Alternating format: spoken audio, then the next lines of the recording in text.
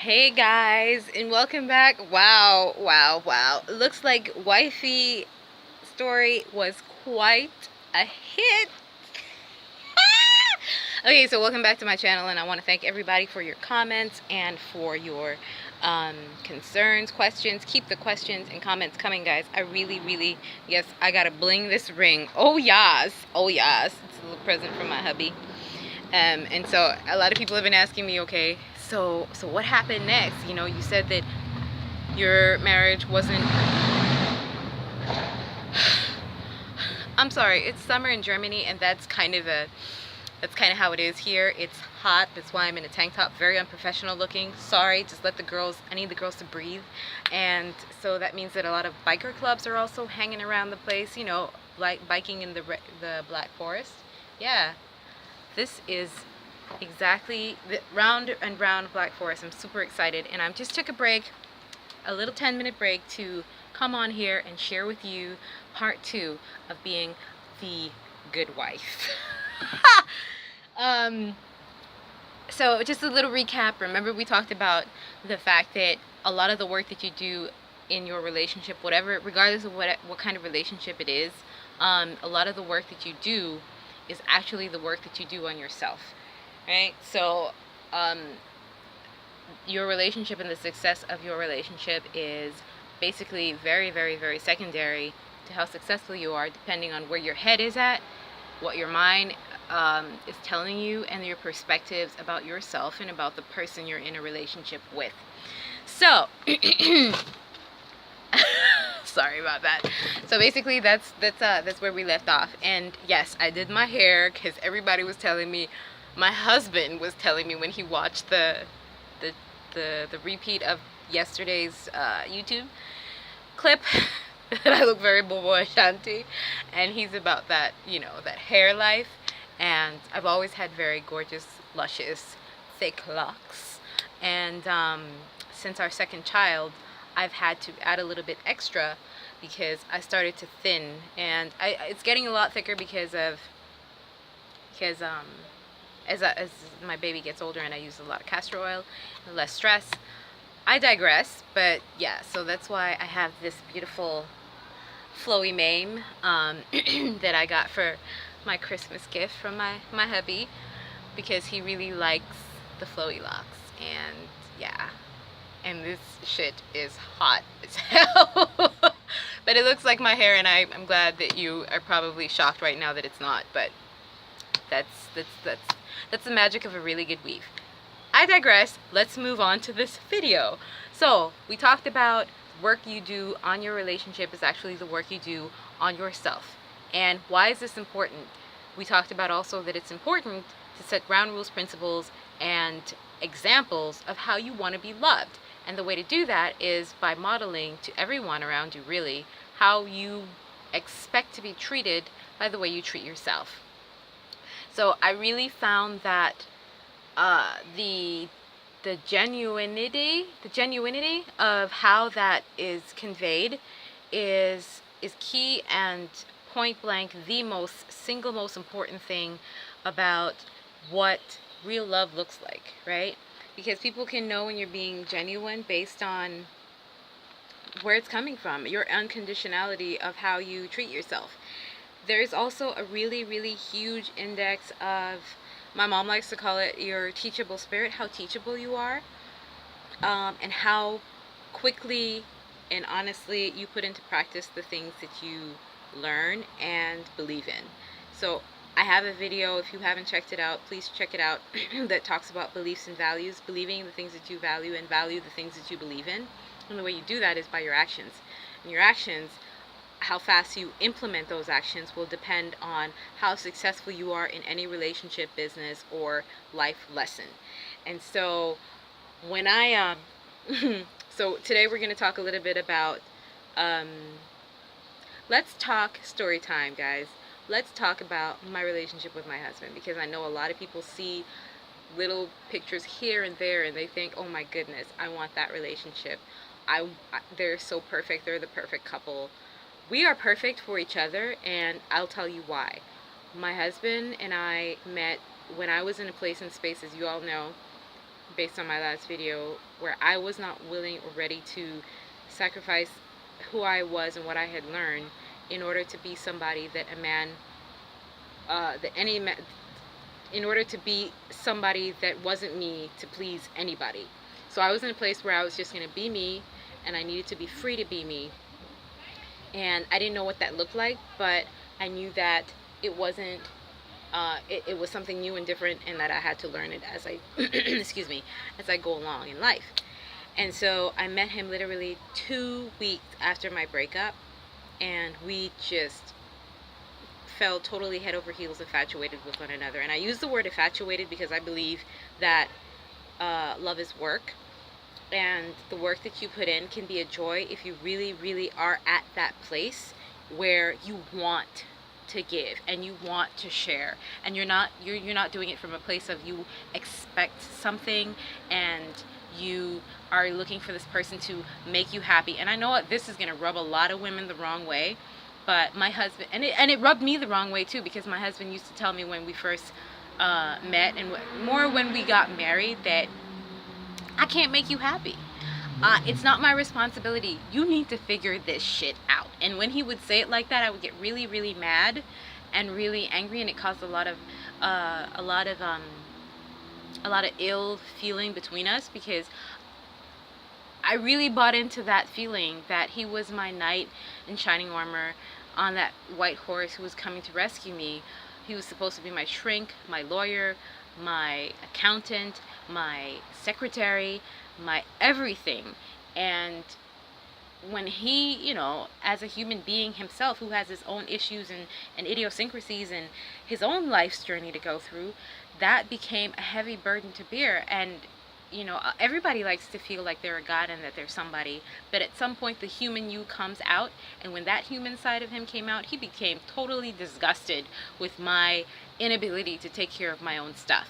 And when he had that realization, it was a huge backlash in our relationship, because I didn't know what to do. You know, I was going through culture shock, and I was looking to him to help me deal with that culture shock, and he doesn't know how to deal with culture shock because he's not a black woman in Germany. So like, you need to figure this out, and you need to figure out where you need to go in order to figure it out. And so I think that having a strong spiritual foundation is really, really, really key and important. And I use the word spiritual foundation because even though I subscribe to being Catholic, if you subscribe to anything else, I'm not going to knock it and say that it won't work if you're in tune to and tapped into that side of you. That needs to be fed regularly. And if you have some sort of a community who can help you through that aspect of your life, I encourage everyone to look to that, because that will help you to give you more support and uncovering who you are. So we met, and we were infatuated, and I was clearing the air and clearing myself and looking at Nihanda in a real way. In the space and place of that, I had to address my family, address my child, address my grandfather, and a whole lot of other stuff that was starting to come up as a result of this huge mistake that I had made. And it seemed like at that time that my life was in shambles, right? Oh Lord. Just gotta breathe through that one. And so I met this guy. I was with my cousin, and I met this guy, and we're walking down the street. Yeah, so I'm walking down the street, and my cousin is like, well, you just need to know what kind of man you want. And I'm like, I just want a good man. I'm like, he's like, you know, you gotta be a little bit more specific than that. Well, so what kind of man do you want? What does he look like? What does he say? What does he do? And I'm just like, well, all right, you know what? Let me just let go of all of the crap that has just happened to me and focus my energy and attention on this one thing. And I kid you not, ladies and gentlemen, as I did that exact same thing, and I meant it from the bottom of my heart, no matter what it takes, no matter who I am right now, when I become the person and just staying in the place in the moment of this is this feeling that I have that's going to make me feel so good that I have accomplished this. Not that this person's going to bring anything for me, but I've accomplished this for myself because I believe and I deserve this. And it's going to look like this. And I don't know what he looks like. I don't know if he's black, white, Asian, Japanese, Mayan. He's going to be this man who is like this. And my husband walked past me within the space of 5 seconds. I know, this sounds really crazy, but that's literally how it happened. I was like, I want a guy. I didn't say I want that guy. I said, I want a guy like that. He's tall. He's handsome. He's charismatic looking. He's well dressed. He looks like he has his stuff together. And I just started beaming out this energy towards him like, yes, yes. He just looks so calm and collected, like he has his stuff together and he's relaxed, and he doesn't look like he's too complicated. He looks like he's really, you know, a straight shooter. All of the qualities that I saw in him turned out to be true about him, and he was walking in the opposite direction. And I'm like, yeah, if I had a guy like that, I would be really happy. So we go to the bar and we sit down, my cousin and I, we go to the bar, we sit down, and my husband's gone off somewhere else, and he walks in wearing a different shirt. He wore a blue turquoise shirt that matched his eyes, and he was tan, and his arms were just so, and, yes. And I was on a date with some loser who just was getting on the last half of my last nerve, ladies. Let me just tell it to you like that. He was not doing it for me, and I couldn't wait for the night to end. And so my husband was behind me talking to my cousin, like, yo, introduce me to your cousin, you know?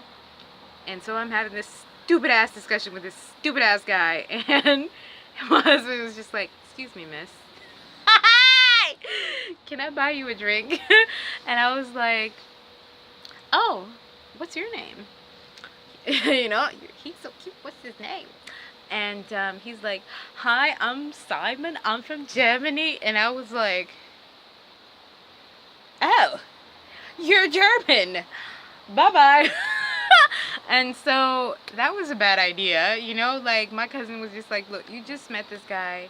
You're going to judge him before you even get to know him. You don't even know him. He might be the love of your life. He might be, you know, he might be a really good guy, and you're just going to judge him based on a country and a history that you weren't even there to really witness. I mean, I'm not trying to be political here, but you can't do that. Like, people make assumptions about black people all the time.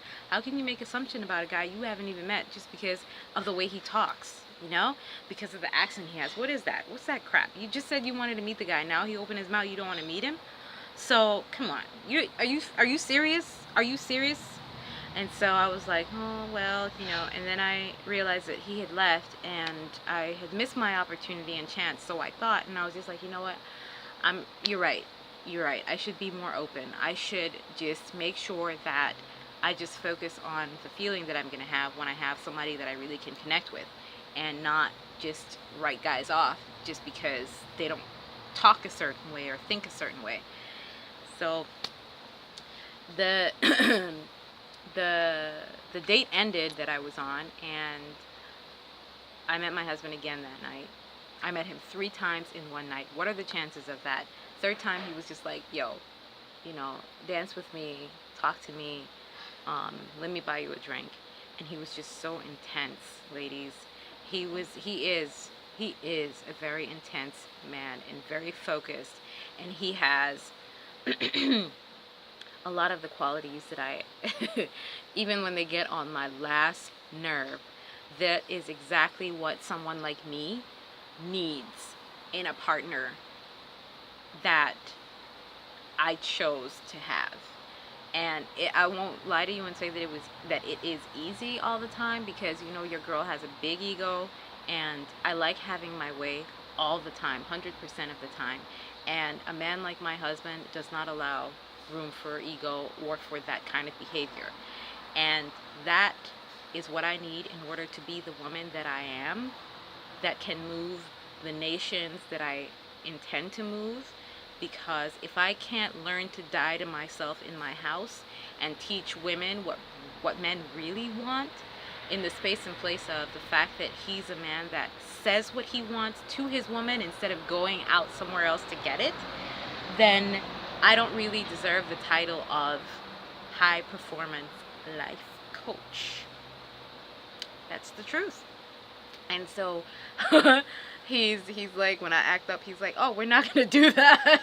No, you get no attention, you get no out of this. You only want to be right, and we don't do Nihanda be right all the time. We do Nihanda learn, and Nihanda has a teachable spirit, because that is going to make you a successful human being and a better wife to your husband.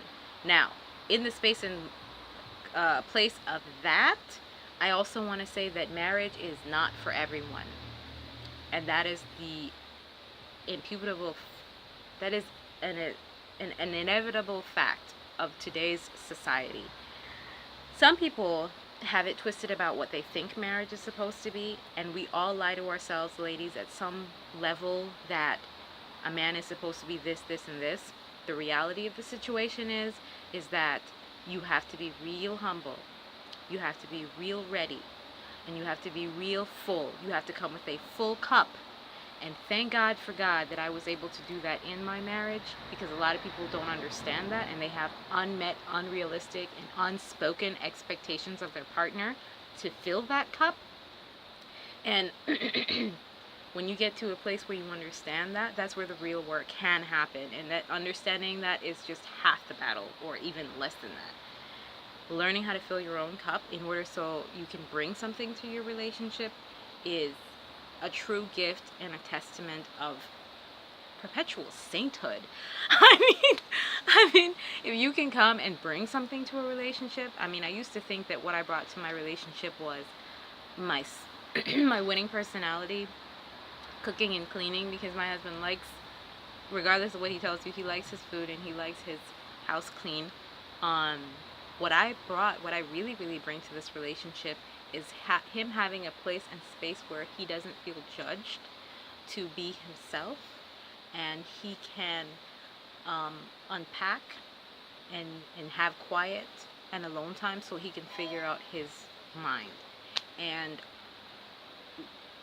he has to create that space within our home, but he also has to be able to articulate that to his wife without feeling like he's going to be judged and he's going to be made to feel like he's a bad person because he can't understand certain things, or he can't do certain things, or he has certain limitations that he's working on correcting, but he's so busy keeping them inside because he feels like he's going to be judged. And we're going to talk more about that in our other segment, how to create a space and place for the people around you to come to you and give you feedback on how to love them and how to love your, and how how they want to love you and how you can love them better.